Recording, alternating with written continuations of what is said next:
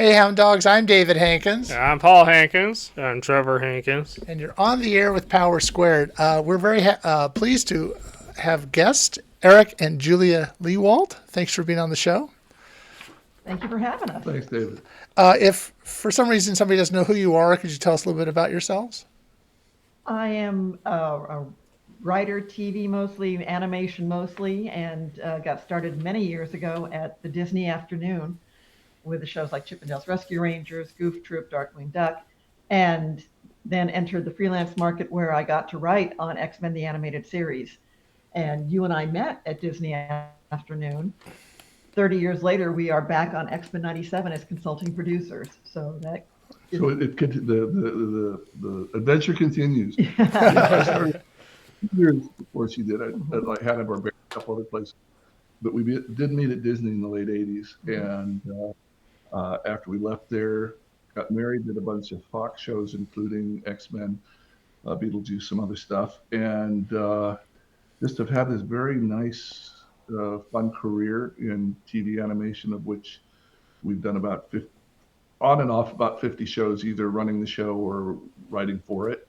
Because it's a small community, and friends write for us, and we write for friends, and it kind of comes around, and yeah, it's been good. And I say here towards the end of it, getting on as consulting producers on the new X-Men show has been a real gift to us. They didn't have to do that. They were just the 30 somethings were very nice to the 60 somethings. Okay, before we start, we're going to mention that we got a lot of the information about your resume off of IMDb, and quoting Wally Wingert, voice actor, has said it stands for "It's mostly damn bullshit." So if we got anything wrong, please forgive us. And if we ask you questions you've heard 100 times before, please bear with us. Sure. Okay. Okay. Although you're best known for X-Men, we'd like to ask you a little bit about prior to that. Have you always wanted to be writers? I'll answer. I was born in Wisconsin. I was raised in Texas. And it wasn't until my senior year in college that a friend said to me, well, I'm going to move to California and student teach music in Santa Paula. And you like to write, which I did. And they pay people to write in Hollywood. Do you want to come along? And at that moment, it never occurred to me that you could leave where you were and go somewhere else and actually try this thing. But that was the bolt of lightning it took for me to go, wait a minute, I can pivot. And that's what happened. I moved out to Los Angeles in 1980. Took me 10 years to get the break into the industry. At 8 years. Thank you, honey. But that time doing everything from getting my law degree to working as a production gopher on commercial shoots, just anything to try and figure out how to do what it took to get paid to be a writer. Yeah, and I always liked stories, but in my teens really fell in love with the movies and TV, and decided to do that in college, even though they didn't really have a proper degree in Tennessee. We cobbled one together, and my buddies and I, programmed all the movies for the campus. And back before VHS. This is when it took. Back before there was even the. You actually got the film delivered. You actually have to have a physical film to show to the audience, and so continued to fall in love with the movies. And my buddy Glenn Morgan and I made a low budget movie right after college called Incoming Freshman. But you made it in Tennessee. Made it in Tennessee and we sold it, and it played, and of course we didn't get a penny because we were in our early 20s, and Hollywood saw us coming, and they took it, they marketed it, they made their money, and we but it was very cool. It was very exciting to make a movie at that age, and didn't want to ever do anything else. So came out here from Tennessee. We didn't really know anybody, and it took a few years, as it does for everyone. It's like saying, I want to design cars. Well, go to Detroit and spend 5 or 10 years meeting people and proving yourself. But first gig I got out here was for Hanna-Barbera in '85, and it just kind of took off from there. I seemed to fit animation some way. My head goes, hadn't planned on it. It's just it was the first door that opened. A neighbor was working at HB, and suddenly they got a big order for more scripts and needed more writers. So boom, there was the door open. So you never know where it's going to go, and X-Men was about 6 years into the career, and so I was ready. I mean, it was the first big show that I'd ever created from and developed from scratch to and something that was to be on a network and be that big of a responsibility. But we spent about 3 years at Disney, which was really wonderful training. Yep. On staff writing those shows. But I'll say this too, by way of advice, if you have a goal in mind, let everyone around you know.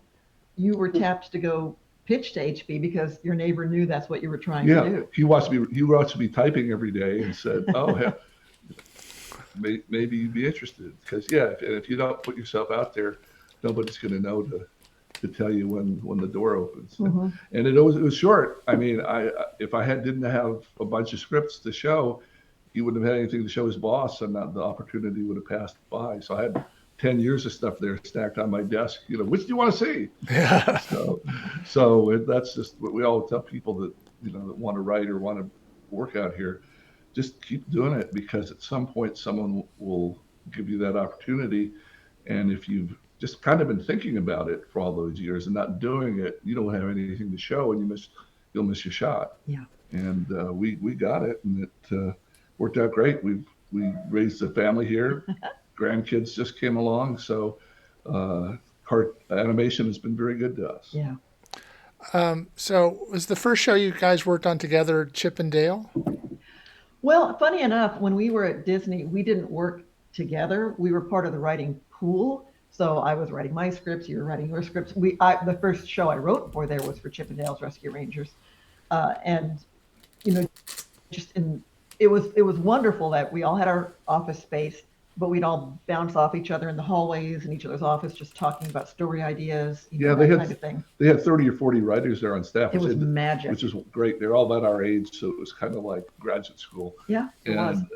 And then they figured out that it was cheaper to just let everybody go and just pay per script. So that went away after a little while. But while we were there, all these cool people were hanging there, and you got to write on all the different shows because you never knew which one was going to have a deadline.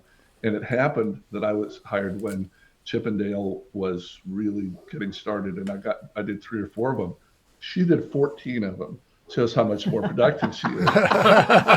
But yeah, we all got tossed around. Winnie the Pooh, Dr. Tails, wherever it was. That was a real education. And we didn't really work together. We have worked since then.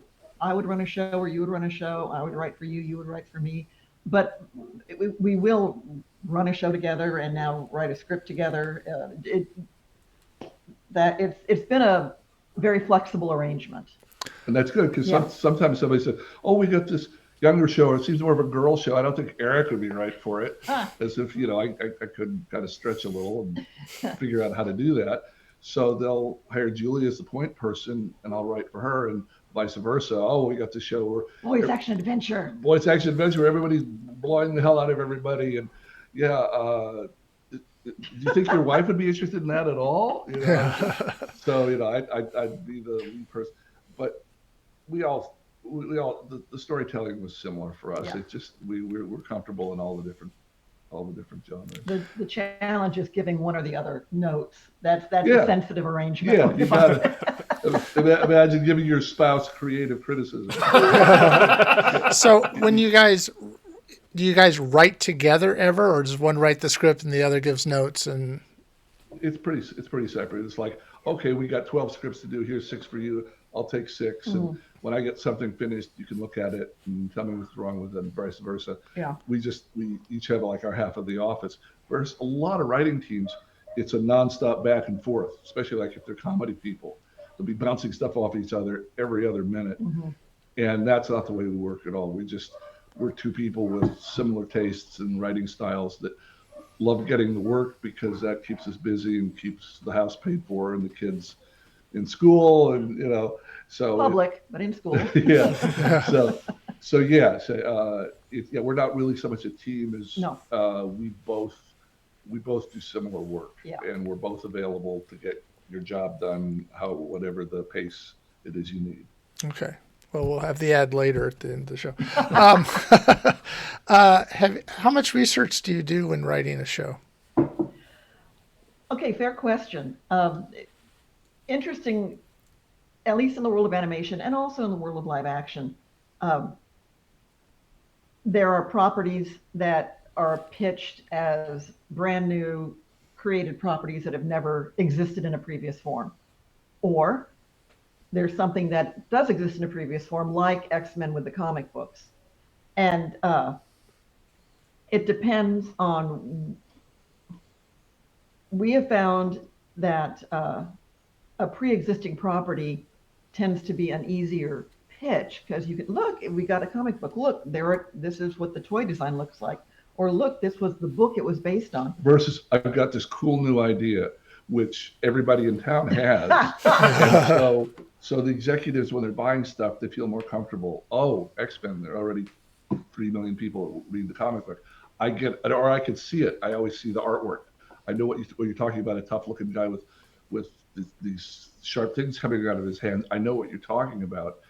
Versus making original pitches are hard. I mean, people appreciate them, but they're hard. And so you mentioned research. I'm sorry, yeah. I kind of got off yeah. course on that. But for example, one year we got to do what became Young Hercules, which was from the Xena and Hercules family at Renaissance Media. Yeah. And that we were thrown in the deep end because they knew they wanted to do a Young Hercules show. They had a little bit of material ready, but suddenly it was a go, and we had to sort of craft the world. And so it's a prequel. I mean, yeah, it's 20 years earlier when Hercules is 15, starring a very young Ryan yeah. Gosling at the time. And so they're in effect in high school, mm-hmm. and so even though there was all this pre-existing, we watched lots and lots and lots of the Hercules, and we were familiar with them anyway. We liked them anyway. Watched a lot of that, and also I'd always loved old myths and legends, mm-hmm. so that came in really handy. I mean, I knew who all these gods were and which one hated which one and what their experience was. So we both researched the Hercules and Xena stuff mm-hmm. to make sure the tone was right and fit in with the previous two shows. And then we also researched anything about Greek and Roman mythology that we might use to fit characters like Hercules and Jason and Aeolus that we might not have thought of if because you want to use something. You don't want it just to be, American high school with funny costumes. You want to have some resonance with the myths and legends.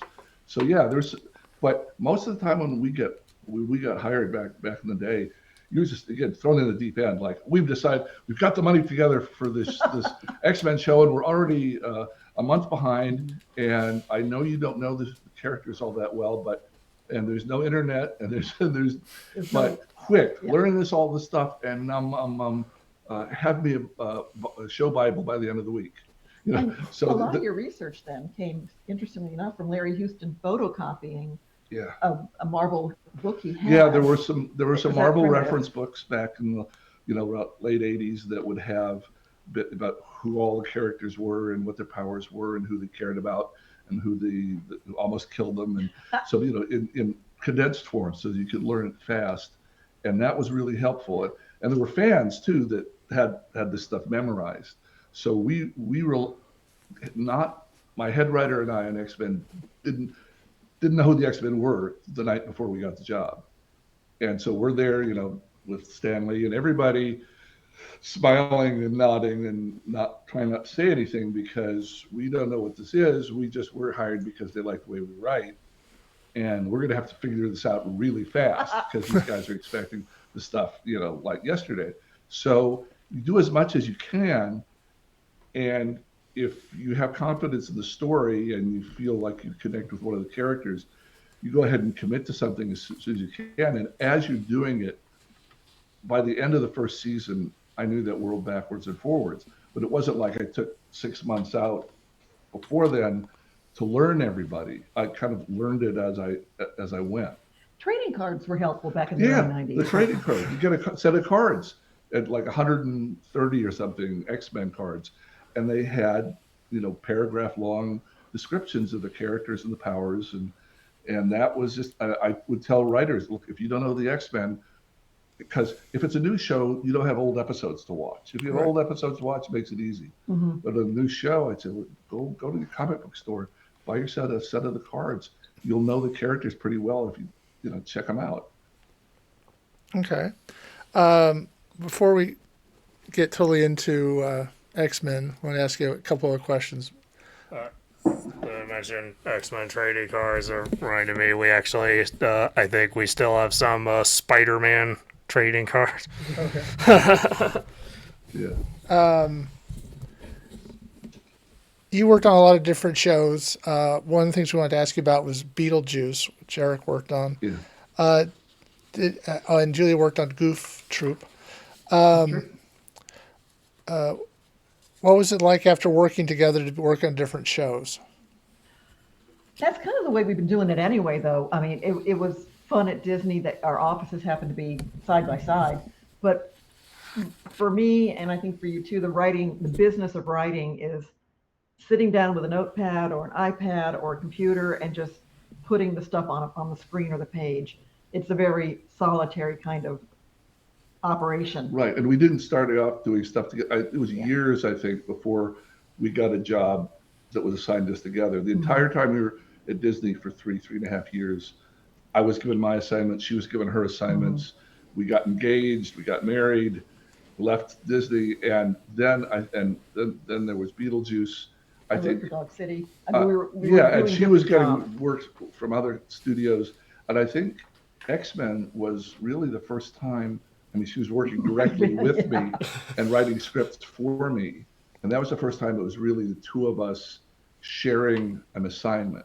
Before that, we had assignments on similar shows or overlapping shows, but we weren't doing the same script. Fun thing about X-Men, though, at that time, your head writer, your best friend, Mark Edens, there was no magic studio writer's room. There was no budget for that. So the two of you would sit in our dining room at our dining room table, and I would be in and out and dropping in my 2 cents worth for what it was, just because that was where you were putting this all together. Yeah, so It we was worked out. it was the two of them, and I was in and out, and we bouncing worked ideas off each other. So we were working out the world together there in the dining room. So and again, that became more the pattern as on these other series when we were co-showrunners, where we'd work out the world together, spend a couple weeks figuring out, okay, Mummy's alive. All we knew was going to be that it was a show with mummies.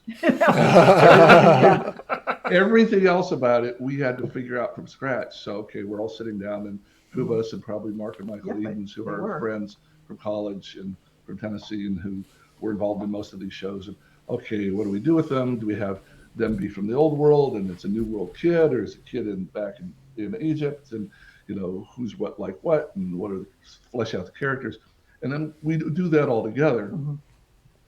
And then once we get the okay from the studio, that's the show. Then Julie does an episode, and we all figure out what the episode stories, the general stories are. What the general story is, and then we start handing out the episode, parceling them out, usually to friends that we've worked with before, and then it becomes a very singular thing. Like this person, Julie's doing episode 7, and I'll check out her outline when she's done. Yeah. And and then I'm off, like supervising a lot of the work whenever we're shown as showrunners or story editors or whatever they want to call it. The majority of the work there is like supervising and organizing and making sure all 13 episodes in a season kind of fit together, kind of the similar tone, but don't repeat each other. So it's not, I've seen 4 shows in a row where Wolverine gets mad and stabs someone. Yeah. You don't want, you can't be repetitive, but you have to feel like it's the same series.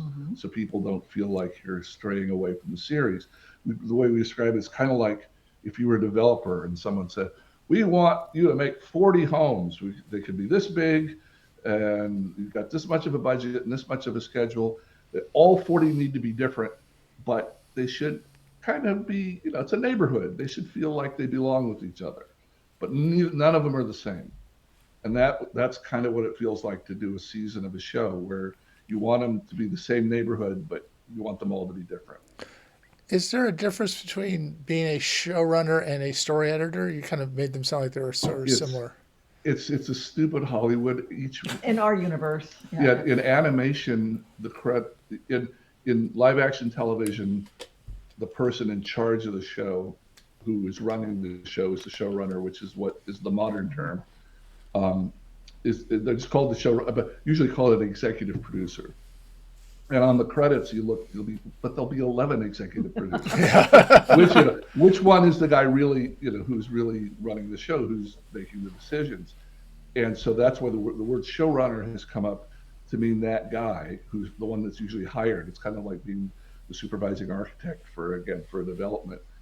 But for whatever reason, when we got into animation in the 80s, the name for that guy was story editor. Yeah. Now that's what it is in animation, and the artists and people that actually did the heavy hands-on work would get producer titles. Mm-hmm.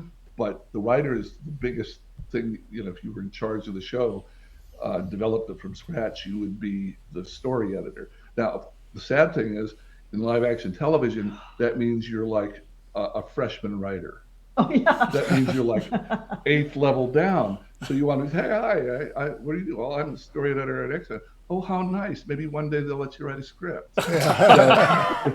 So there's this weird backwards stuff that doesn't overlap in Hollywood, and credits are headaches. And speaking of residuals, in the world of animation, at least up until now, they are not things that we do. We don't get, well, no, there are not things that we get. We don't get residuals. Like a guy, like someone that writes a Friends episode will get his fee or her fee, and then every time it's showed on television, you get another fee, and then it's sold to HBO, and get another fee. When it's sold overseas, you get forever. So these guys, might write 7 or 8 scripts, and each one might end up being 5 or 10 times what their fee was. And so you could retire on. It's not part of the animation world, which is cool. I mean, we just do a lot more bulk, to pay the bills. But it's a weird word out here in Hollywood. Residuals. Artists get them, writers. I mean, some art, yeah. Does that have to do with the guild agreement or whatever? I mean, yeah, it's an old thing. Back in the 30s, the writers set up their guild, and the artists, animation artists, were a separate union, and like the ones working for Disney, or that actually struck Disney around 1940. And so the people who write for animation aren't even called writers in the union. They're story men, or something, some silly 1930s word doesn't make any sense anymore. But yeah, so it's because these two unions grew it a different way. And the good part for us is, since it's less glamorous and pays less, it was easier access being out of state. We both moved here from out of state. I was from Tennessee, Texas. It's easier to get into the thing that's less glamorous and pays less. Easier access. Okay. One last question before we get into X-Men. You worked on, you were the story editor on Beetlejuice, Eric. Yeah. Did you have any run-in with Tim Burton? And if so, what was that like? It would have been nice, but no, we didn't. The show had been on for 3 years, for 3 seasons on ABC. Oh, that's right. And then this was a 4th season that was going to play on Fox. And the people that had done the first 3 seasons, wonderful people, Ted Anasty and Patsy Cameron, they had been the showrunners for seasons 1 through 3. And they were worn out. At the end of season 3, I wrote one script for them. A friend of mine, an executive at Fox, recommended me, and I wrote them a script. And they liked it, and Fox liked it. And so I got the call saying, Ted and Patsy want to do something else. They're ready to move on from Beetlejuice. Would you showrun the last 20 episodes that we're going to put on Fox? I said, well, great, wonderful. So by that time, even if they interacted with Tim Burton at the beginning, we're so far down the line that it wasn't like I was the guy they went to create Beetlejuice for television. Ted and Patsy had done that. Okay. And I was just I got the last bit of it, which was a wonderful gift, because that got me the X-Men job. The people at Fox liked the way I wrote, and the people I hired wrote for Beetlejuice. And so when they were trying to decide who do we trust with X-Men, my dear friends there said, the Iwander said, well, I think Eric fits best. And that was the reason I got the job. Okay. So I guess that's a good segue into X-Men. uh, yes. So, we might have a couple nerdy questions about the show in here. So, I guess the first question would be what your duties were as showrunner on X-Men specifically. Yeah. Sitting around the dining room table with Mark Eden, coming up with what the world of X-Men was going to be. But that was not it was a huge thing to undertake, and you had no time to do it because in the world of animation, you typically have a year in development when you say, we're going to put this show on in September, because that's when things started out. That would be nice to have that long, but yeah, like Batman did. But so it was in stages. There's the first meeting where everybody gets together, all the interested parties. The higher up. You got people from Marvel. You got Stan Lee, who was still around and had an interest since he created the comic with. My mind just went blank. But anyway, Jack Kirby. And you had the current Marvel people who were making the deal with Fox to have the show made. You had the production people, was like Chaim Saban and Graz Entertainment. You had half a dozen people. They've got to draw it and produce it. They have to put it on their network. It's Marvel's intellectual property. Everybody had an idea. Well, how should we do this? Because there had been 29 X-Men over the 30 years. Yeah, you had 30 years of books to deal with too. 30 years of books to deal with. Who do you focus on? Is it contemporary? Is it older? Do you have a time frame? Whatever. So step one was deciding, well, which 7 or 8 people is it going to be? Because you can't service 29 people in a 22-minute story. It's just silly. And so so we sat down, we'd go back and forth, and each group, like we wanted a young person. Mark Eden's I decided we needed a teenager who's coming into the X-Men that has no knowledge of them, so that he or she can learn along with the audience who the X-Men are, our way in, our perspective. And that was Jubilee. They had tried Kitty Pryde a couple years earlier on a failed attempt called Pride of the X-Men, which was wonderfully animated. It just didn't catch on. So they had a bad taste in their mouth about, well, so we don't want to use Kitty Pryde. So who was the other teenager at the time? It was Jubilee. She was fairly new. Right. Okay. And then you got to have Professor X, and Cyclops and Jean Grey were like the first 2 students. Okay. Wolverine's the most popular around. We're up to about 5 or 6. Yeah. They were hot. Then we started trying to find people that would be complementary, not repeat Wolverine, not have 5 big gruff guys. Yeah. It's okay. Well, Gambit is brand new, like about 6 months old, and Marvel was kind of high on him, so that he was a good addition because he's so different from the others. And he's ambiguously good, ambiguously not so good. And Rogue and Storm also, you had to decide, besides who the characters that fit, who are the coolest powers for, and again, not having this 7 people that can break through a wall, have different powers for different people. The 2 women that were so powerful, Storm and Rogue, flew, and we had really tight, fairly small animation budgets, and flying is a lot cheaper than walking. It really is. And so those are the kind of details we had to just go back and forth with the production people. Well, we kind of like her, and we liked him better, but we could save some money if we have Storm and Rogue, because they don't have to run anymore. So that was A, deciding who it was. B, then the biggest, I think, decision was deciding, as we tell stories, because there's thousands of stories we were told, where do we focus? And in looking at the books as fast as I could, there seemed to be 2 things. One, either kind of a WWE live wrestling, I'm more powerful. No, I'm more powerful. I'm more powerful. And beating each other up until somebody loses and the story and the dust settles and the story's over. Or X-Men mutants learning to deal with life as a weird other minority in a majority normal world. And that would seem much more resonant. That seemed to be why the X-Men were still around, because that really seemed to touch people. So many people felt, well, I'm not really part of the majority culture.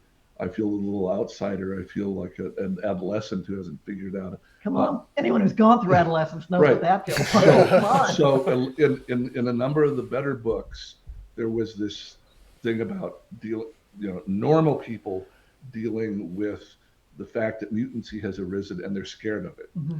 And so that seemed much more interesting to us. So we started focusing the stories more on the individual characters and on the people around them reacting to the presence of the X-Men versus bad super mutant, good super mutant, bam, bam, bam. Because that kind of took away the heart of the stories. The heart of the stories was fitting in your neighborhood. And all the action would follow. I mean, it's like, if we're going to do a Western, we're going to have shootouts. Yeah. We're going to have horses chasing each other. But we wanted to make sure to have the stories about the characters and about their mutancy first. And that was a big decision. And Marvel was absolutely 100% behind that. And so were the people at Fox. So we didn't have any pushback from our core people, but the people around it, like advertisers and local TV affiliates, were seeing these scripts, these really adult scripts about prejudice and personal struggle, and they're calling up because it takes months to get the thing done before you actually see an episode. Mm-hmm. So kids are going to hate this. What are you doing? And so there's some very serious pushback as we're waiting for the first season to premiere. And people telling us we needed to dumb it down and make it younger and make it, where's the humor? Isn't there a silly sidekick? Yep. All this stuff to try to make it more normal.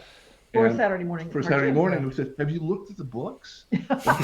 This is like 3 notches down from the ferocity of the books. We've got to be true to the main. So finally it comes out in January and it's a huge hit and everybody's worries went away. And so we never had to deal with that worry about it making it younger ever You again. shouted out Sidney Iwaner, executive at Fox, and he was the second in command to a woman named Margaret Lash. And we always try and bring her name up because she was the new president of Fox Kids, this brand new network.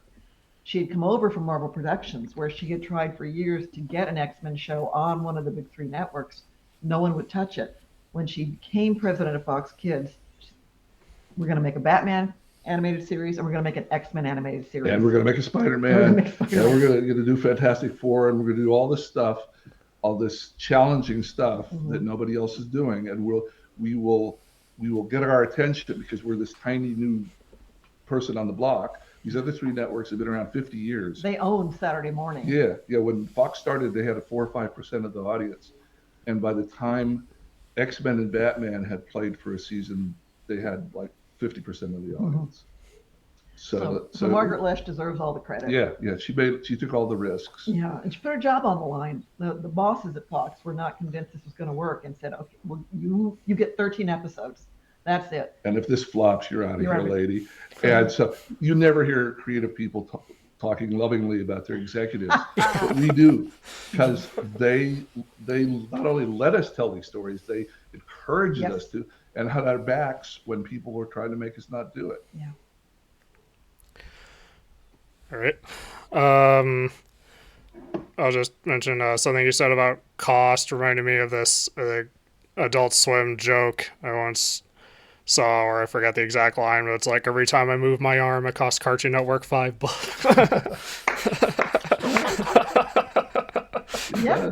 That Storm and Rogue, and on occasion Jean Grey being able to fly, and then on occasion being able to carry Wolverine or even Beast, they have to save a lot of money. And Larry Larry Houston. Yeah, Larry Houston was in charge of the artists the way I was in charge of the writers. You're talking about being the showrunner.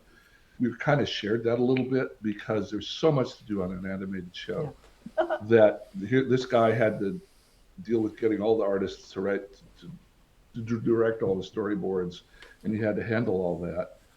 But you were talking about the money. Yeah. He famously, remember, we came upon the character Mr. Sinister.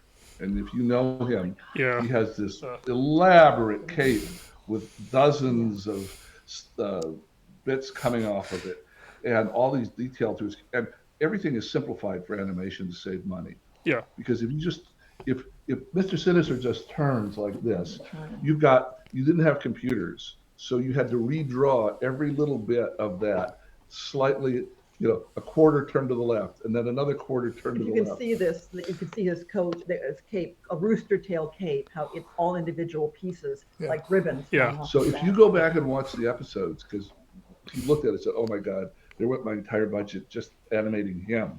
So he will kind of come out of the shadows and not move to the left or the right. It's like, oh, there's Mr. Sinister. You cut somebody else, and by the time you see him again, he already will have turned, because it would have cost another $15,000 just to have him shift his shoulders.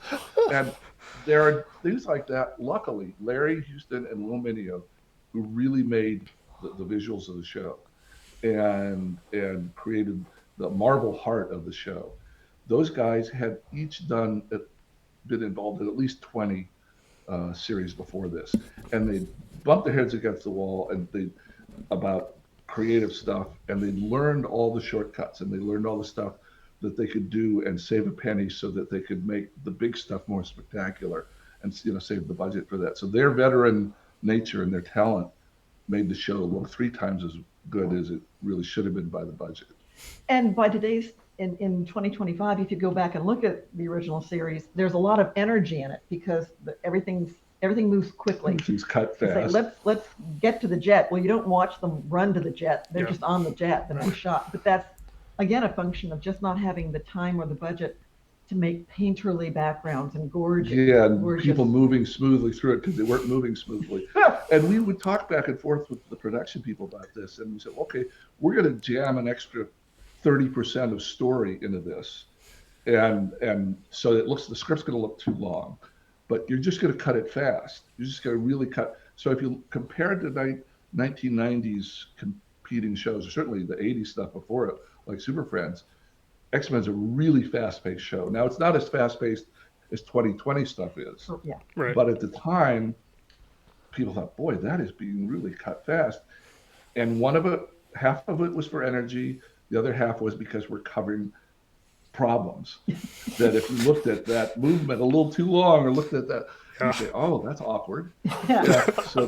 So that again, making something that looked like a liability into an advantage. So we had the fastest paced adventure show on TV because we didn't want people to linger on, how cheap it could look. Yeah. So what happened with Mr. Sinister, if you go back and watch those, you see his glowing eyes in the darkness. And when you see him, he's moved around the room. It's very sinister. It's very, creepy. creepy. It's Dracula-like. Yeah. And so it was that, great. and so it wasn't, so again, out of having to save money because, we didn't have any, we added this sinister element to him, his kind of lack of movement. And it was cool. Oh, we have had the pleasure of seeing all the stuff for X-Men 97, especially in season 1. And we've laughed with Larry Houston because Mr. Sinister figures in many of the episodes. There's a couple of fights. Anytime you see Mr. Sinister, we're watching him move and his cape swishing and the ribbon and the bands. Beautiful new computer animation. We're all going, so that's what you do if you have time and money. Yeah. Yeah, we didn't have that. But it's amazing what they can do these days. It really is. Yeah. So question I had about the writing is, from what you recall, how often were stories adapted from the comics in some way, and how often was it original material? It's about 1090. It may seem like it was ripped from the stories, which is wonderful. It's a huge compliment that it feels like it was just all from the books. It wasn't really. Yeah, I mean, there were people, right? We had again, I was deciding on the stories as the showrunner, and I'd never read the books. So I had no agenda as far as, issues 11, 111 through 119, they were my favorite. I had no favorites. So I just looking, what is the strongest story we could tell? And some of the writers would bring me stories that were completely original. Some of them would have bits and pieces from some of the stories. But generally, we go into it saying, what is the story that could most test Rogue's character? Well, you came up, someone looks like they got a cure for being a mutant. So we kind of. So she could touch someone. Now, in that 2-part episode, there are probably 3 or 4 scenes that writers might have picked from that they remember bits from books. But the origin of the story is, let's make this intense Rogue story. If we can use stuff from the books, cool. If we can't, forget about it. But in the first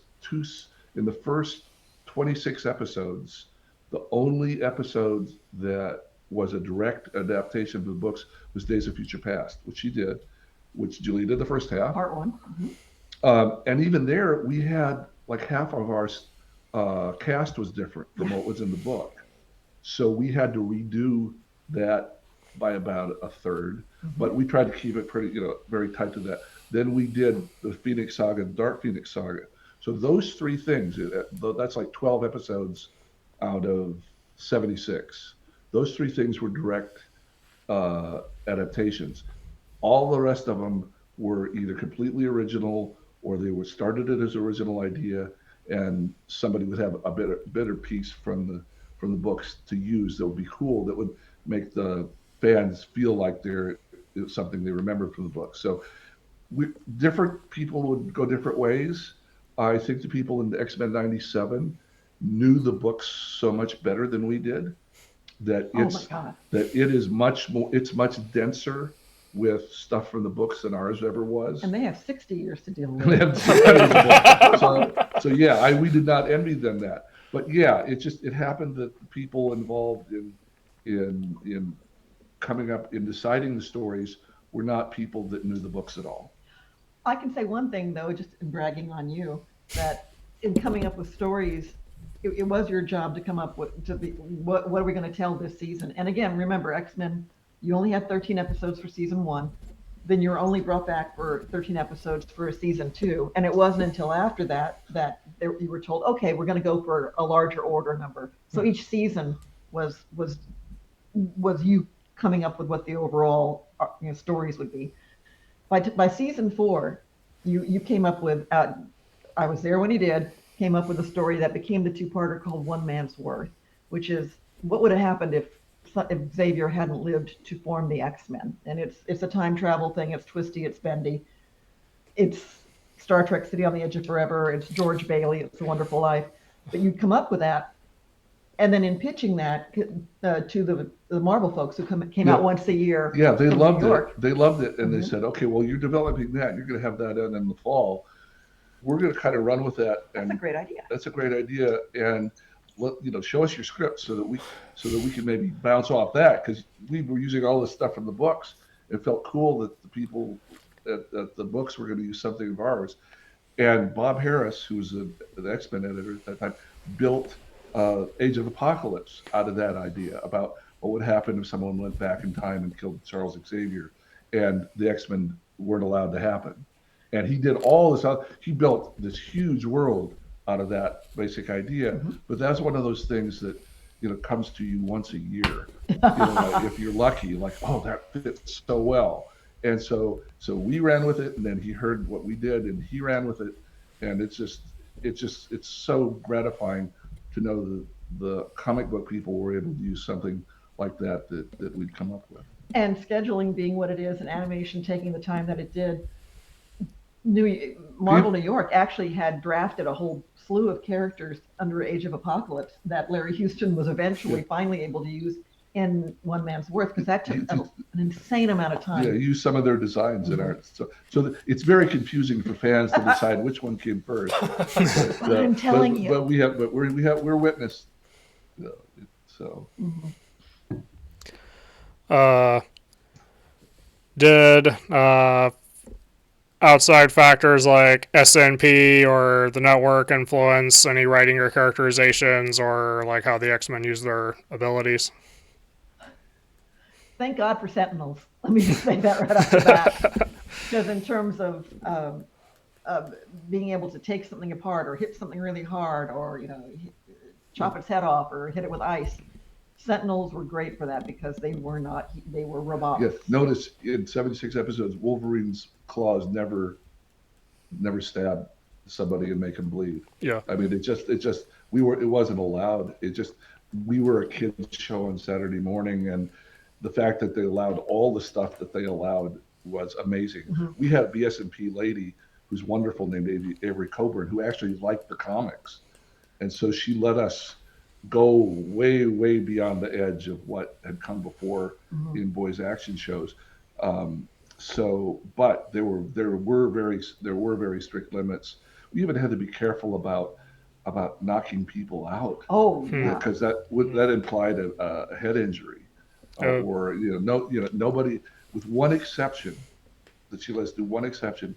Wolverine punches Cyclops once in the first story when he's furious about Morph's death, and I don't think any of our guys lands a punch on anybody in 76 episodes. It's just not. It's kids rules, and there was a few problems with that. With like you'd have to have silly weapons that were imitatable.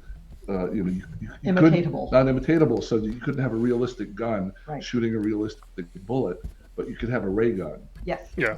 And that's a weird Hollywood compromise, which helps with superpowers, because you do all this big action with superpowers that no kid's going to be able to imitate in real life and do that to their little brother. So it's but yeah, there were limits like that. There were certainly limits on sexuality and some of the adult stuff, but they let us go pretty far. They let us do an entire episode about faith with Nightcrawler. The episode Nightcrawler. Yeah, and all the romantic triangle stuff between Wolverine and Jean Grey and Cyclops. That level of tension about being each other's lovers is not what's normal. What was normal on Saturday morning. So they let us push it, but there absolutely were hard limits. What you said about the Sentinels kind of reminded me how the Cartoon Network series Samurai Jack is like the first 4 seasons. Whenever Jack slices his opponents, it's usually like a robot. You only see him killing robots. Then years later, with season 5, that was made for Adult Swim, so his sword was able to draw blood for the first time. Yeah. Exactly. That's yeah. exactly the reasons. And there's a difference when you were little and you had TV coming into your house, broadcast TV. People feel like, well, you have to have control over that, whereas cable television and streaming, that's your choice. And that's a weird distinction for people, but it seemed to make a difference. Like radio and broadcast TV feels like the entire community's getting it. So the entire community, whether they asked to or not, should have a say in limits on it. Whereas if you're paying extra for HBO or you're paying extra for Disney Plus, if you want to have something X-rated and bloody on that, that's your business. And there's this weird distinction. And so it was always broadcast TV that had the toughest standards, and the most tough standards were about kids.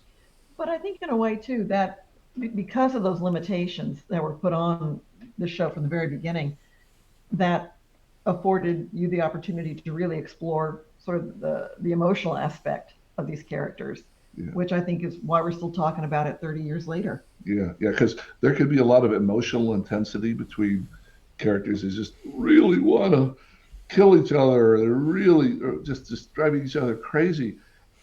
And we could do that because they weren't hitting each other, they weren't stabbing each other, they weren't shooting each other. And so you could have that when we're looking for drama, since we can't have sex and violence. We had the problem on Young Hercules, where Hercules and Xena were basically R-rated movies, where there was lots of sex and lots of killing and lots of blood. And so the drama was fairly easy to write the drama because every 10 minutes or so you'd have some big thing that was either sexual or violent. And we had to do Young Hercules for broadcast kids television. And it had the same look and some of the same actors in it, but there couldn't really be any sexuality. There couldn't be any blood. There couldn't be any killing. So there was it was much more restrictive on Young Hercules than it was on X-Men. I'm not sure why, but that was what we found. There's a couple nerdy questions here. Sure. My favorite Marvel character is Deadpool. So do you know what you would have done with a character like Deadpool in a show like that? Okay, funny, weird, tiny backstory thing. Yeah. After we'd finished writing the second season, and everybody realized, oh, this thing is such a huge hit, they need to do like another 3 or 4 seasons beyond this. Marvel called us up to New York for like a 3-day talk. Called you up to New York. Whatever. Called some of us up to New York, me and Larry Houston. So to spend 3 days in Sydney talking about, okay, we got 26 cool stories here. Let's talk about possible ideas and characters and guests for the next 39. And so that was this big financial commitment by everybody. Okay, great. Wonderful. Where were we going? Deadpool. Oh, yeah, Deadpool. So this was in August of 1993 that we're up there because the second season's about to start playing. We've already seen bits of it. But we're up there talking about starting to write the 3rd, 4th, 5th, 6th seasons. And Marvel has a bunch of comics lying around. They said, well, here's the one, have a look at this, is kind of fun. I don't know if you're interested, but give me a couple copies of Deadpool 1, because that's what it just come out that month when we were there to do the show. So I've got them in a folder somewhere with my X-Men notes from that trip, a couple of, first episodes of Deadpool. So Larry saw it. Larry, our head designer, saw it and said, wait a minute, that's a cool looking character. So if you look in X-Men, I believe it's the Phoenix Saga, where Xavier's going crazy and having nightmares. There's a nightmare sequence of the New York subways where Deadpool pops out. And that was probably 3 months after the comic book came out, that there's a comic, and he's never mentioned, he doesn't speak, he's just one of, Larry would do that to everybody. People with Black Panther, he put all sorts of people into the X-Men show that we really didn't have the right to do, but he'd seen a comic or whatever. And so it was because of that trip that Deadpool is in an X-Men episode in season 3. Yeah, he makes a cameo appearance, an Easter egg appearance in Xavier's nightmare. But that Deadpool is really hilarious. I think it's interesting how they integrate him and with Wolverine and Deadpool to try to pull X-Men into the MCU. Yeah. And I'm curious about how they're going to do it, because the tone, Deadpool has this weird tone that he manages, this magical tone. It's like walking a tightrope between serious, heroic action and goofing. And he makes it work, where 9 out of 10 times, one would kind of ruin the other. If you try to have a lot of fun and you make it too nasty, and you make the action too nasty, that can ruin the fun. Or if you're getting into the heroism of it and you're believing it, a lot of times fans hate it if you suddenly make something silly. But Deadpool has his own little universe that he's made special.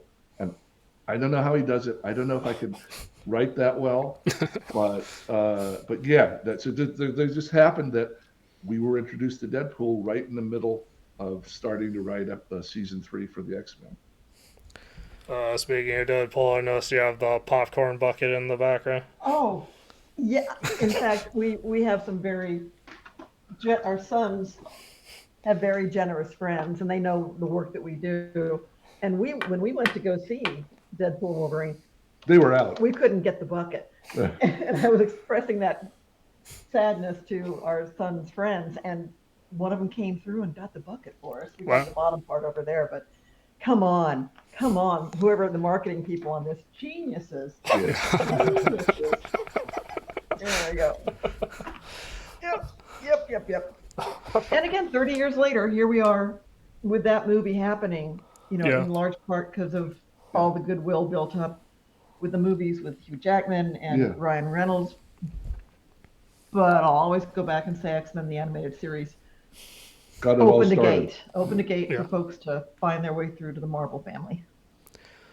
The other nerdy question we had, I guess, is there any particular reason that Gambit's ability was almost exclusively applied to playing cards, or was that just a coincidence?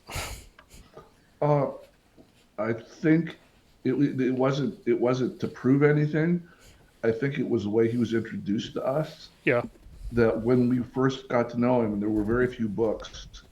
Since he was new, his character. I was introduced to him as this cool Cajun guy who lit up cards.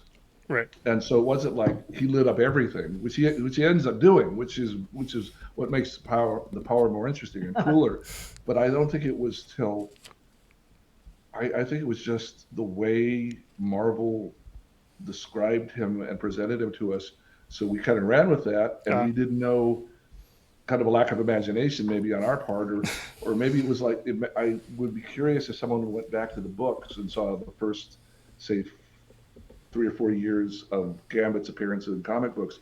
How much did he charge up just cards? How much did he charge up everything? And I think it grew to where the writers realized this is getting kind of old with him just doing the cards. He should be doing everything.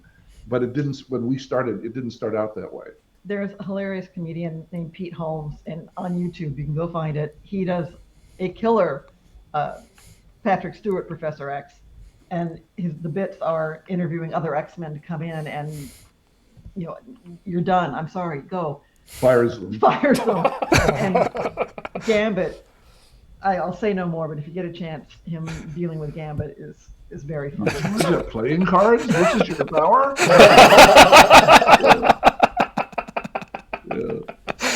You can do the menus that come under your windshield. Yeah, I could probably do those too. Get out of here.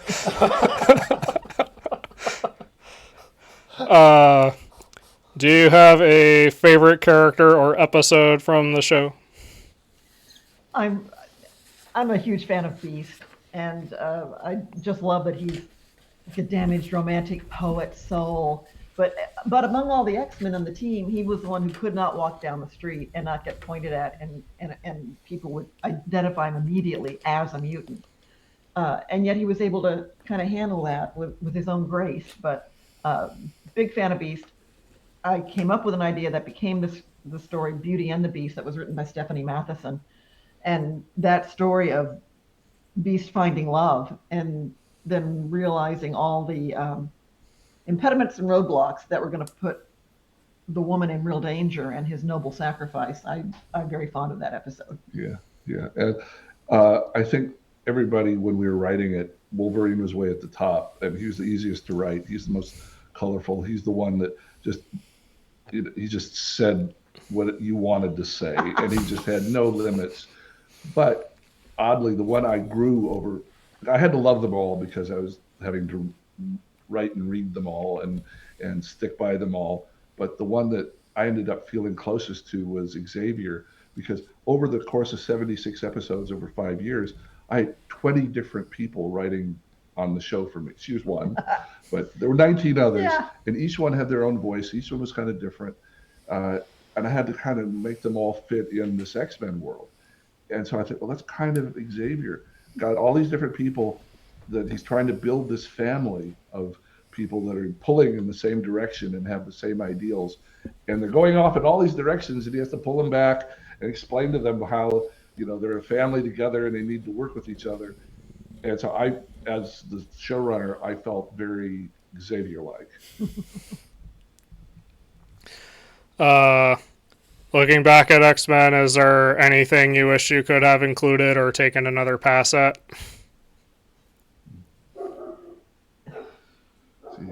Oh, I would have liked to, if there were a time and a way to do it, I would have liked to do a little more about Jubilee's own background, that she herself was a foster child in the foster care system when she ends up joining the X-Men, and we never really explore that, or what her own family history would be.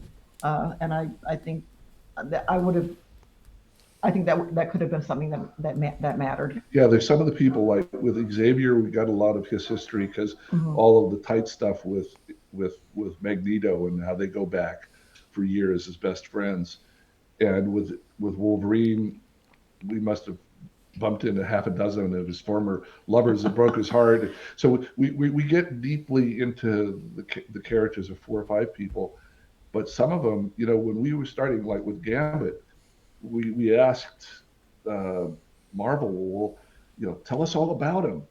And I said, well, we don't know that much, you know, besides he's Cajun and we've got a couple stories of him with, you know, with a woman he left at the altar. We don't, you know, he's kind of mysterious. So we left him mysterious.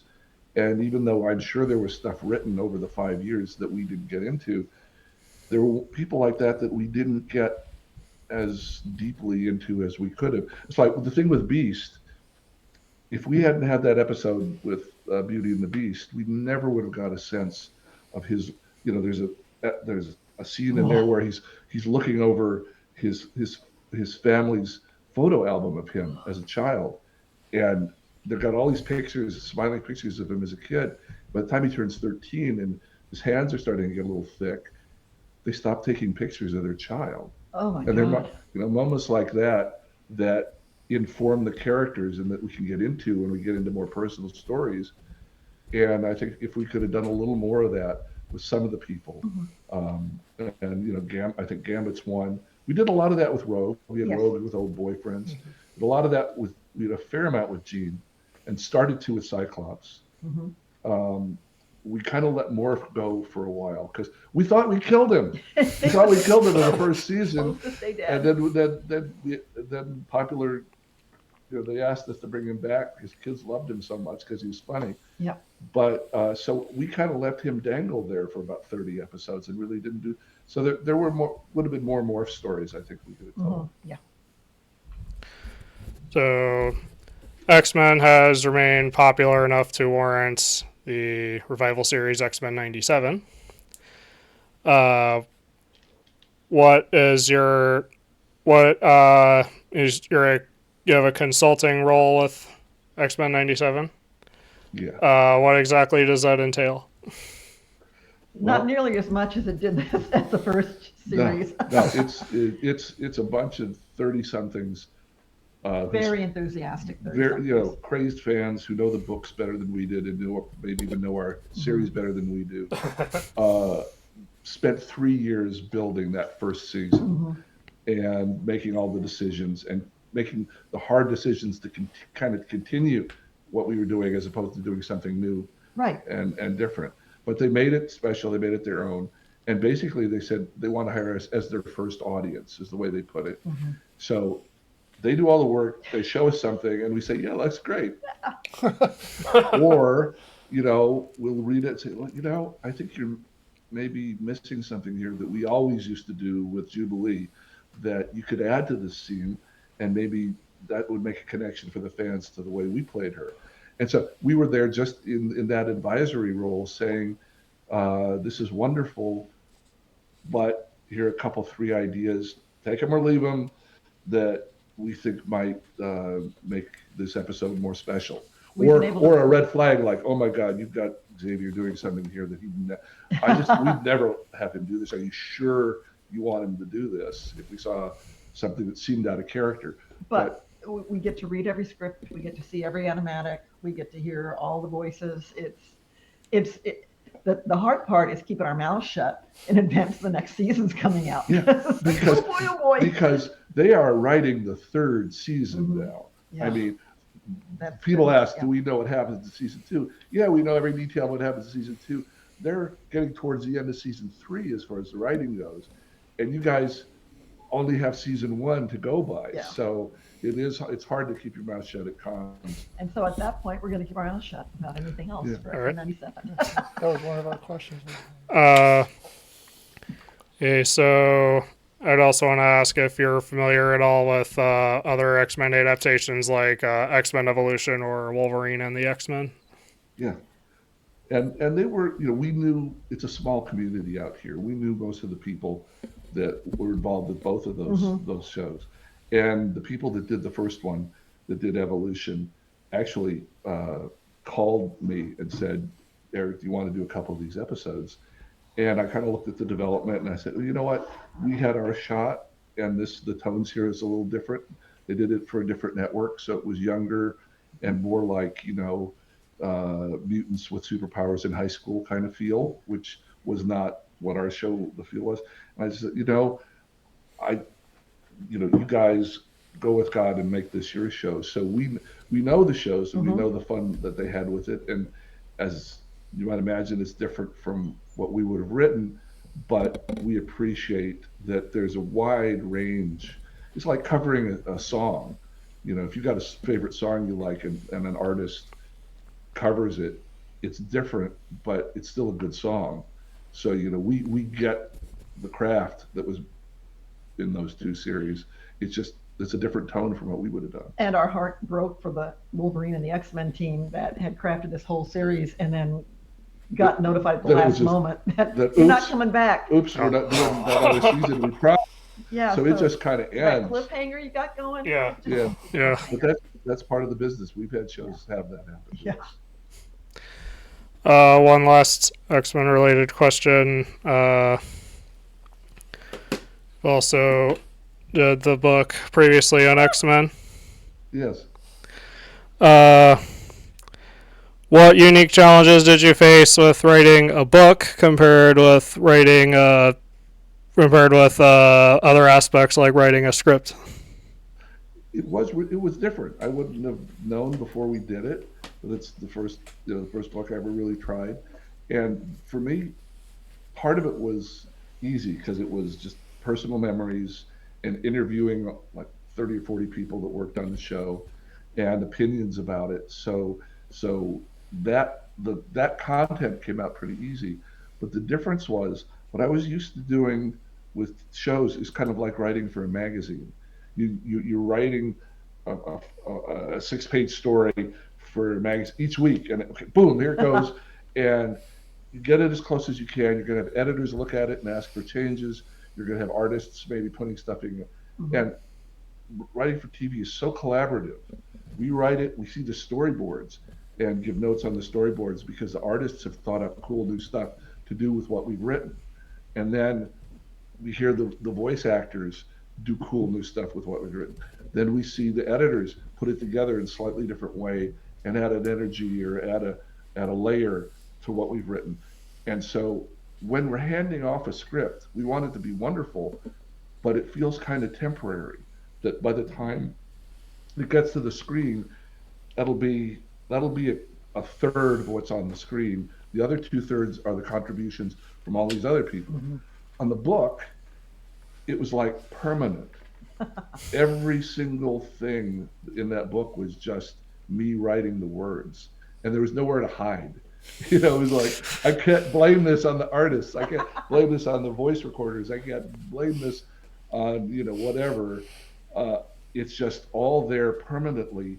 And I really have to be really careful about my grammar and really careful about how I structure the pages so that people can read these well, because there's nobody down the line that's going to fix it. And in our business, we're the first part. We create it, but there are all these layers of people that look out for us and make it, either fix it and make it okay, or add stuff and make it better. And the book was just all on me, and that was the weird emotion I had with the book. I get notes back from the publisher, the copy editor, look over it and say, well, all this makes sense, but this last third of your chapter I'm not quite sure where you go. So not realizing that, okay, now I have to fix it, and I have to get every period and comma where it needs to be. And that was challenge. That was new. Right, so if anyone wanted to read the book, where could they find it? It's available on Amazon and we believe currently available at Barnes and Noble stores. We ask you to go to your local comic book shop and either buy it there if they have it or order it through them.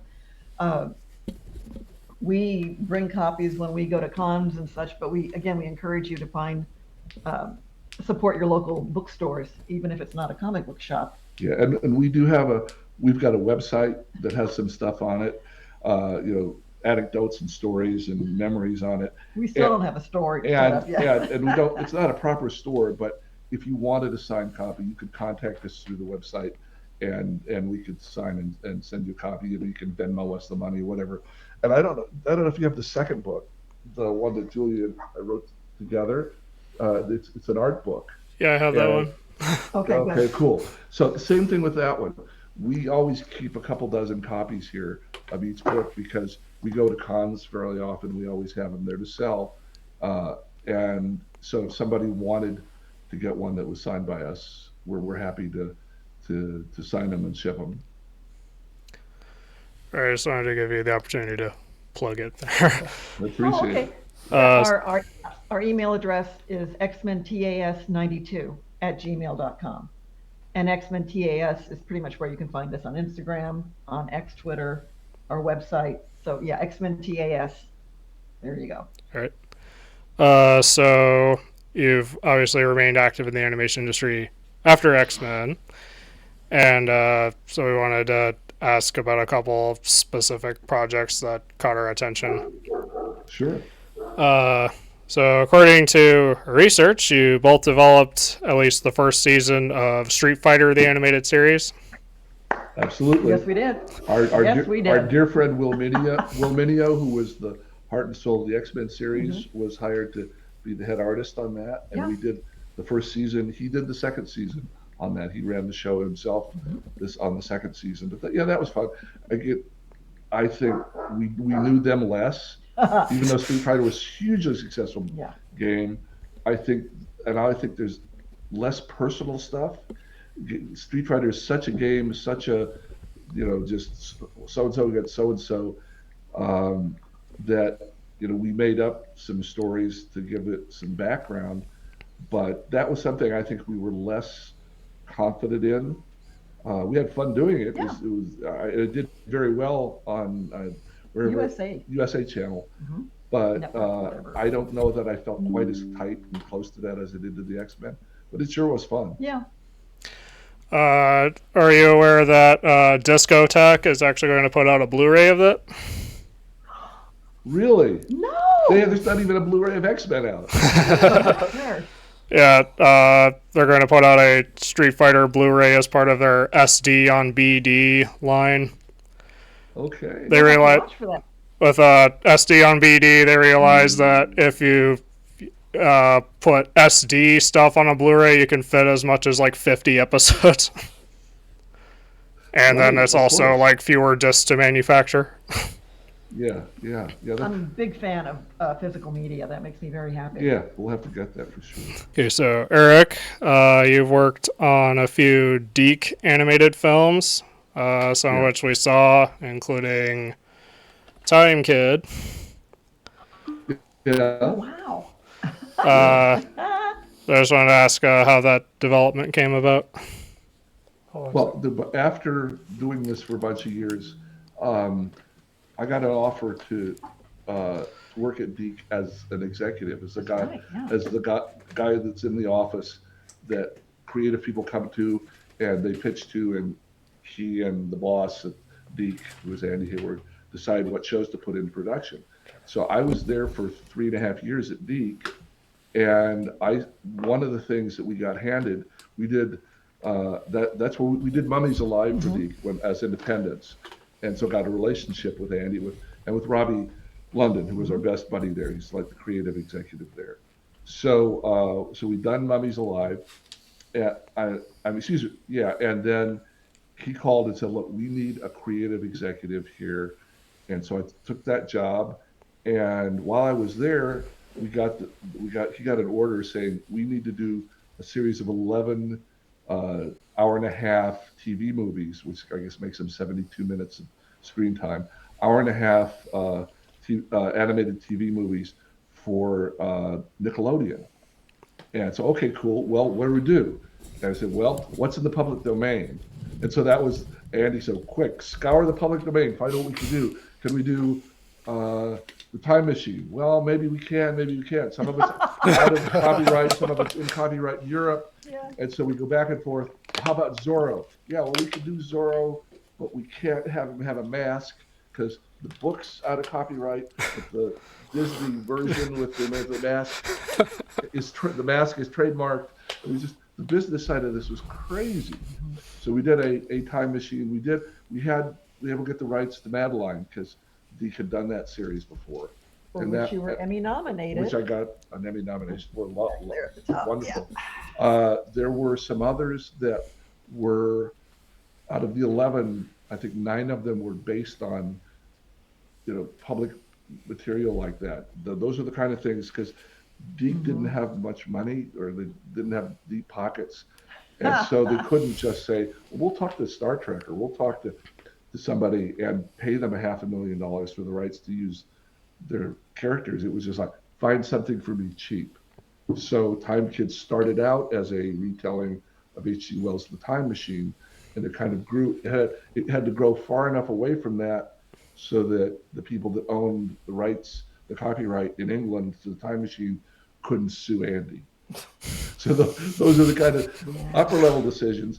But on those 11, I got to work with a number of my friends, some favorite writers on those, and so that was great. And being able to do 11 72-minute stories, animated with a reasonable budget, was also a change, was a gift. We've never been. Julia was hired to do an animated TV movie called Red Planet, Robert Heinlein movie, but I've never been hired to do a feature-length version of an animated show. So that was the fun of those. Julia, among your many credits, we noticed you co-wrote at least an episode of Buzz Lightyear of Star Command. Yes, indeed. That was fun. Yeah, Char and I loved watching that when we were kids. Yeah. I was going to ask what the experience was like from what you recall. Oh, it was fun going back, not going back, but it go back. But it was fun working for Disney again. Pardon me, fun working for Disney again. And especially fun, if I recall that episode, it was like Star Trek Mirror Universe where there was a bad Buzz Lightyear and a good Buzz Lightyear. I mean, that really scratched my Star Trek itch. It was a lot of fun. Yeah. I noticed you both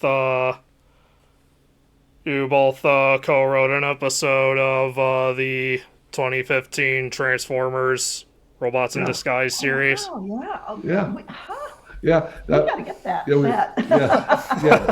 That was great fun. There was people working on the show that had worked for us in the past, and they had an opening. It was one of those. It was just personal connection deal that they said, "Oh heck, Eric and Julia around. They're not doing a show right now.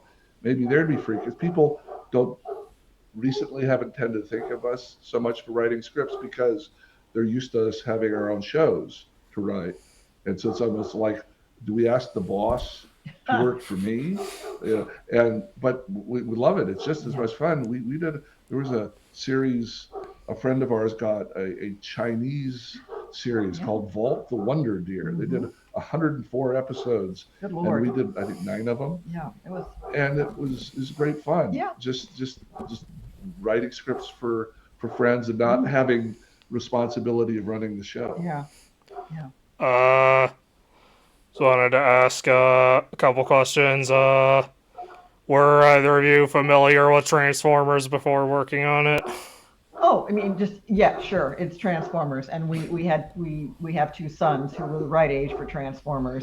Growing up, all the iterations of Transformers. And on top of that, when I broke into the business in the mid '80s, it was January 1985, December 1984, when the first time I got to work for Hanna-Barbera.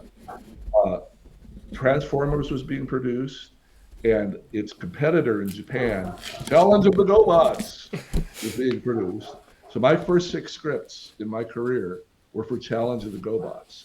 So I started out writing for Transforming Machines. Yeah. And it just happened to be this other set of Transforming Machines. It wasn't the Transformers. And I had friends that were off working in the late 80s, working for Transformers. Sure. So we remembered that, remembered the whole bit. And then suddenly it becomes this huge, movie franchise and everything in this century. But yeah, when I started out writing for Transforming Machines. Also, since you co-wrote that episode, how did that collaboration work? If I recall, first it all comes down to figuring out what's your story, and you start by a premise or a log line, like just a 1 or 2 line sentence. Okay, what's the story's about? Everyone approves that. Then you expand it out to a single page with a beginning, middle, and end. Then we expand. Then okay, we got our story. Okay, let's get our outline done. So the two of us together would literally break it down: Roman numeral 1, Roman numeral 2, Roman numeral 3, break. Each That of ends those. up being about 8 or 9 pages long.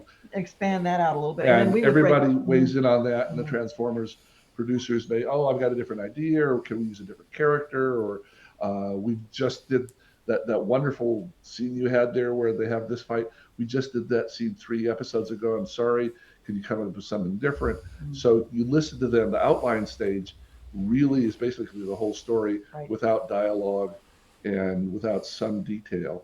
And at that stage, it's easy to shift things around and fix them. When you've got a 35, 40-page script and they say, well, God, you got to take the middle half out.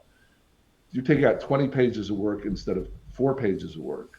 So you try to catch all the important story problems or changes at the outline level.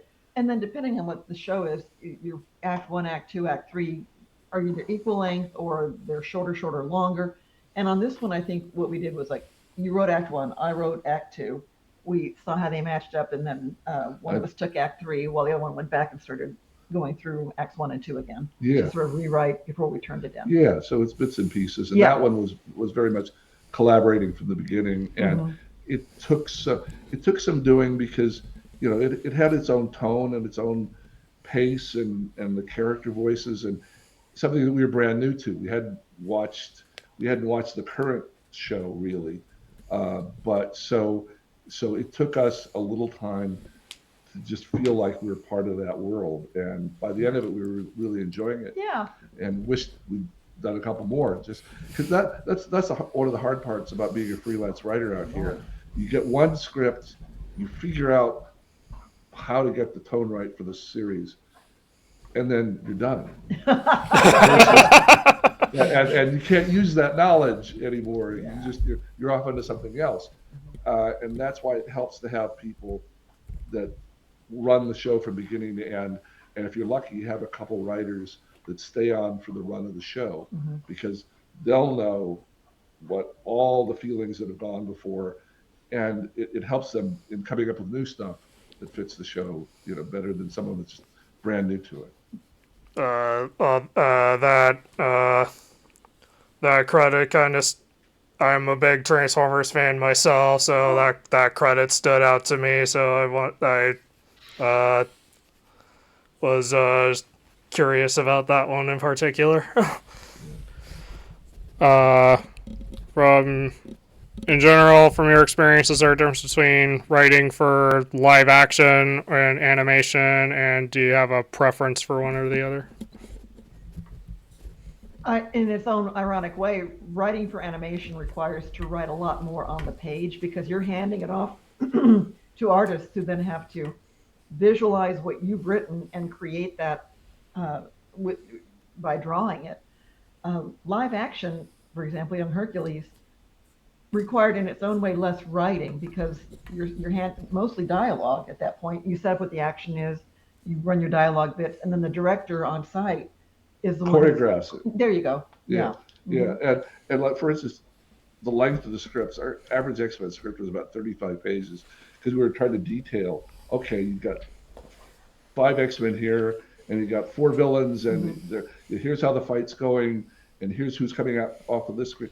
Try to get a sense of what all it is visually, because our poor friends in the art department have to do 900 to 1,000 drawings to make the storyboard, and you don't want to just say, X-Men fights the bad guys for 3 pages, boom, done. But in live action, they don't mind that. The director says, "Oh boy, I get to figure out how to stage all this and choreograph it all." So our Young Hercules scripts ended up being about 20 pages. X-Men was 35, and the extra 15 pages in the animation was really imagining everything visually and making sure that the details were all there for the artists. They could change them, they could add, they could modify it any way they wanted to, but you wanted to at least give them something that they could draw, and they knew where it was all going. Right. And because they were under tough deadline, and if they had to choreograph a 3-minute fight from scratch versus we've laid it out in detail, they can make it better, but we've laid it out in detail. They much prefer us to lay it out in detail so that they've got something to start off of. And that makes I prefer the animation writing, I think, but it's harder. It's more work. Yeah. It really is. I mean, we were surprised because live action pays better. And so we're standing in these skinny little 19, 20-page scripts for Young Hercules and getting a higher fee and say, "Hey, this is a scam."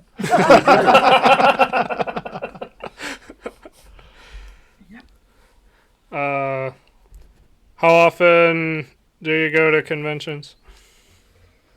It wasn't until you started doing the work for the first book previously on X-Men that we actually really started attending cons. We'd gone as fans before, but just, once or twice really. Yeah. But then in going with an eye toward sort of meeting people who were fans of the original X-Men show, that was kind of a new experience for us. Maybe 15 times a year, more, at least once a month. Now. Yeah, and big ones and small ones. I mean, going to Comic-Con in San Diego is this huge thing. It's 5 days long, and it's a commitment. And you could go to one-day cons, in your neighborhood that take very little, planning on your part. So it's a mixture, and we love doing it. And we've done it less this year because we've got 2 new grandkids. And so we're spending time with them as opposed to running around the country. But, 15, 20, at least 15 a year we were doing. Not quite as many now, but with the excitement from X-Men 97, that's been a lot of fun for us too. That's helpful. Yeah. And there are little smaller side things like an animation art gallery had us do a signing of the art book. Or a comic book store might have an afternoon where you just drive up and sell you some of your books and be there with a couple of the voice actors and a couple of the artists and celebrate. That brings people into their store. So there's a whole range of events all the way from that to San Diego Comic-Con, which is like the Super Bowl. It's the whole city's taken over. Yeah. So it's a whole nother level of experience. As longtime Comic-Con attendees, we can attest to how much of a commitment that is. Yeah. You always, or what you do, you always feel kind of exhausted by the end. Yeah. Oh, yeah. And but at the same time, you don't want it to end. It's kind of True. I hate going back to work. Like, this sucks. Is there any, from your experience doing conventions, is there anything you? Oh, I'm sorry. Fans? Lost you there on that. Anything? From your time doing conventions, is there anything you've learned about tabling and interacting with fans? Yeah, it's really been pretty nice. I mean, you hear all the people can be very snarky on social media and they can fight each other and be very opinionated about things, but in 7, 8 years of doing cons pretty consistently, we've not had one really snarky comment, either at the table or on panels, because we do a lot of panels. Yeah. The X-Men fans have just been really, thoughtful and nice. which is really heartening, because there are thousands of people there. You don't have to necessarily be on your best behavior, and they've just treated us nothing but nice.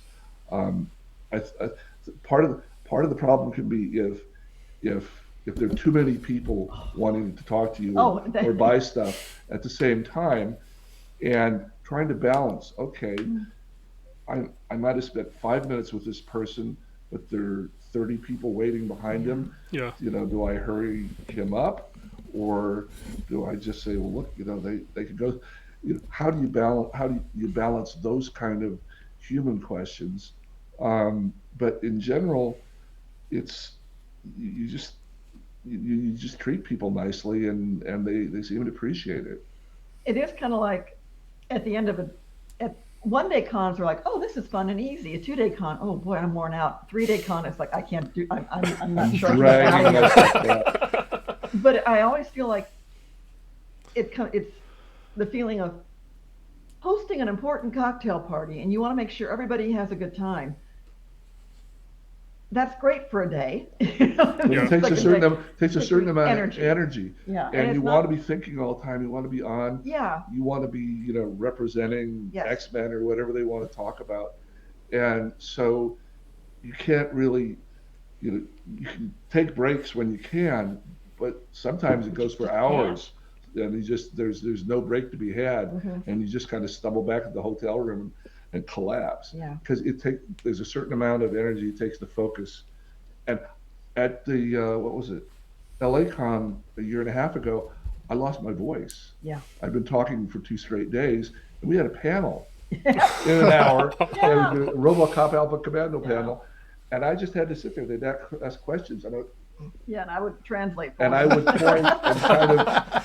I couldn't even whisper. No, yeah. It was really scary. I mean, it was fine in a day or two, but I spoke so much and without break that it was just gone.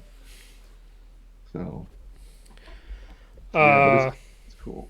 That reminds us recent trip to last time we went to the convention called Lightbox, and Chris Sanders was there, but since he had a panel one of those days, he had a sign saying like he wasn't going to like talk to anyone until like before that panel because he was trying to save his voice.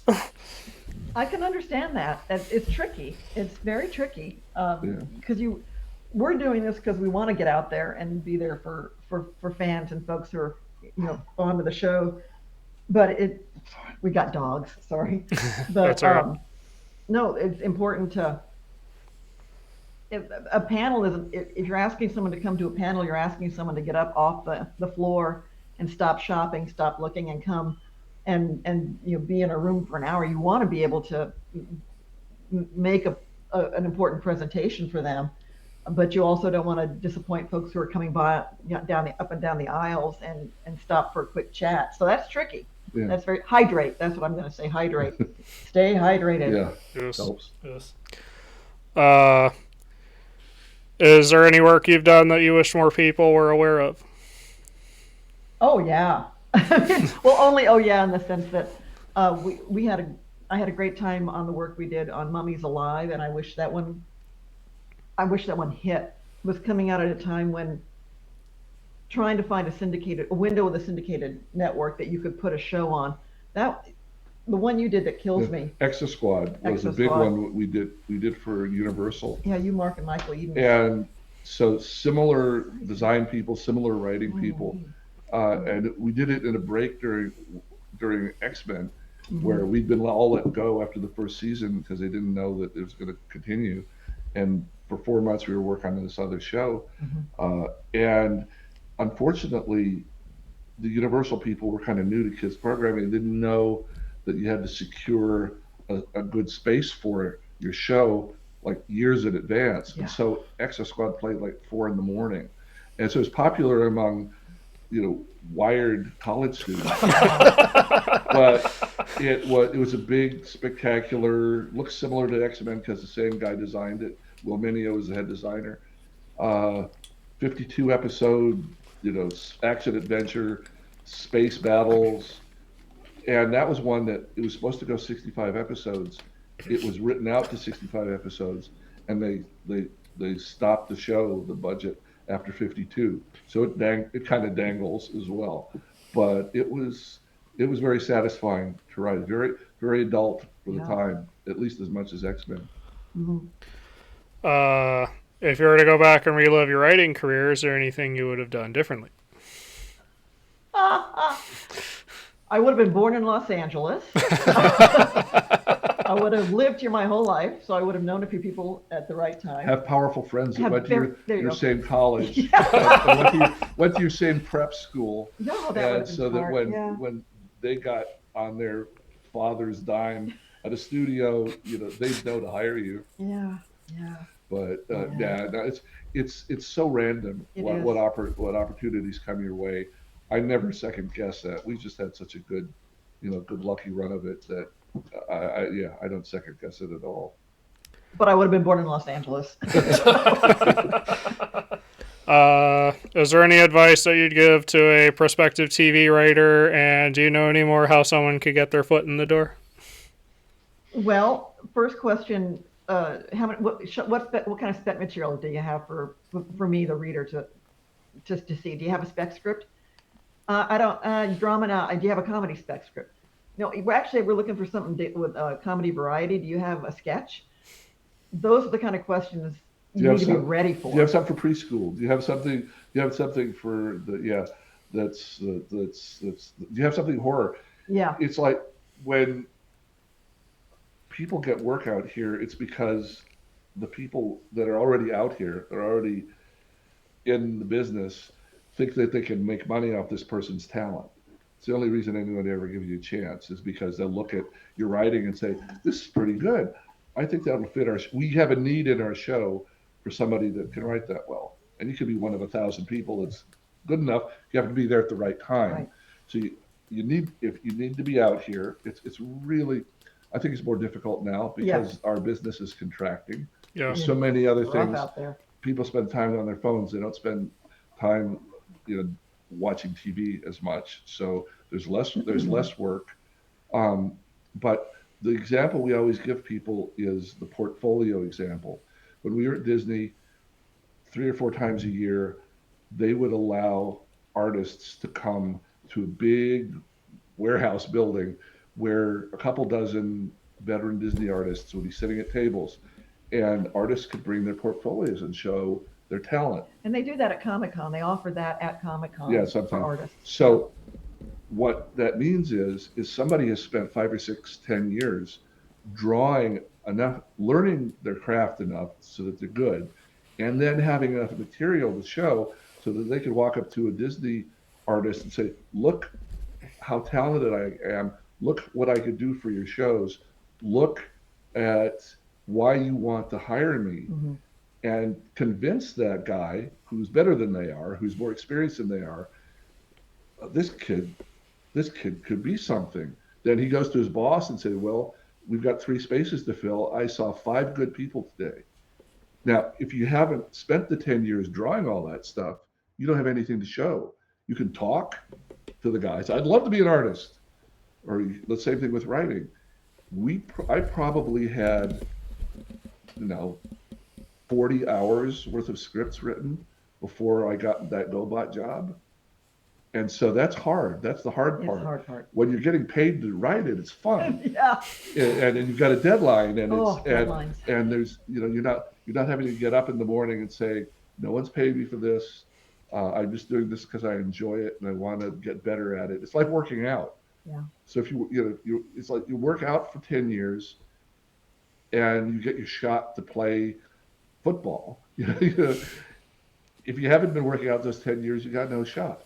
So that's when we tell people that are trying to break in is become a good writer, enjoy it, love it. It's so easy to put stuff on the web now. Yes. There's now AI. You probably hit a button and AI would produce your movie for you. When we were there was no internet, you basically had to convince someone to read your script, which is hard. But but show your stuff to friends that you trust and get feedback on it. But the key to it all is daily or at least weekly, work at your craft so that you get better at it. And I mean, I look back at some early stuff that, oh God, it's embarrassing because I'm learning, the first time you pick up a basketball, you're going to look pretty silly. 10,000 hours later, you're going to have your shot down. And that applies to breaking into Hollywood too. Occasionally, people that have connections just break in for the connections.